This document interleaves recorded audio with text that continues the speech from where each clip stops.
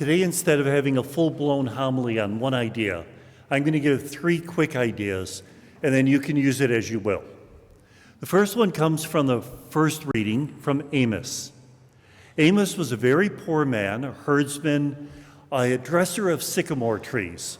Now, I've watched way too much Monty Python. I picture him putting clothes on sycamore trees. What it is he climbs up the tree and cuts the fruit so it'll ripen. But this is the fruit for the poor. This is a very poor man. He goes to a shrine in the north and starts proclaiming condemnations of the people who live around Israel.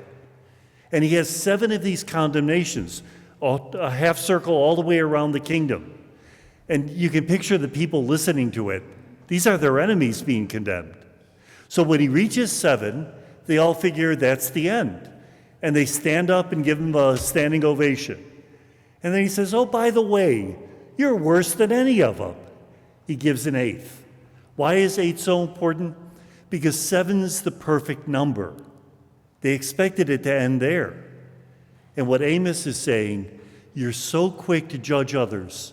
Look at yourself. And I find that very often when I get self-righteous, when I'm judging others, it's time to look at what I'm doing. Maybe I'm not doing things as bad as they are, but with the graces God has given me, I should be doing much better. Second idea, disciple comes and says, I'll follow you wherever. What does Jesus say? The foxes have their lairs, the birds of the air have their nests. Son of Man has no place to lay his head. Discipleship is not about arriving, getting it all right. Discipleship is following God wherever he leads. And sometimes he leads us in places we would rather not be. We have the shrine to St. Maximilian Kolbe. Do you think he really wanted to end up in Auschwitz? But he knew that was what God was calling him to.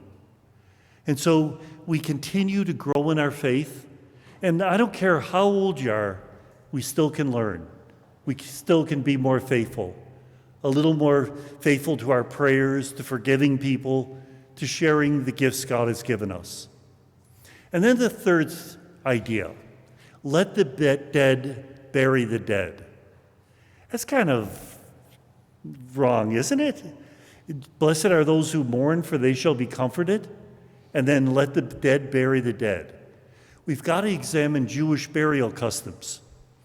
You would bury the person within 24 hours. It was very hot. You had to get the body in the tomb. But there were 2 rooms for the tomb. The outer room, which had a table that the dead person would lie upon, and the inner room. The inner room was filled with vases, filled with the bones of people who had decomposed. And so it was the duty of the son to wait around 11 months, enter the tomb, gather the bones, and put him in the inner room. This guy was not asking for a day or 2. He was asking for a year. And the message is, when God calls, you answer. Don't say, I'll put it off for tomorrow. Isn't it easy to convert tomorrow? A lot more difficult to convert today. And sometimes God gives us signs. God is always calling us, but sometimes the signs are not subtle. I remember when I was in high school, I was the class atheist. Didn't believe in God till my junior year. My junior year, being a biochem major, I looked in that microscope, saw the life in a drop of water, and I said to myself, somebody had to have created it. So my senior year, I have to decide whether to go to university and study biochemistry or to become a friar. I had to make the decision February 28th because March 1st, I had to accept or reject scholarships. So I laid down in bed and I was thinking, but I got bored. So I turned on a cassette player. Those of you my age remember cassette players. What did I listen to? Jesus Christ Superstar. I didn't have a chance. Sometimes the signs are very clear. Sometimes they're a little more subtle. But when God calls, we've got to be ready to answer right away.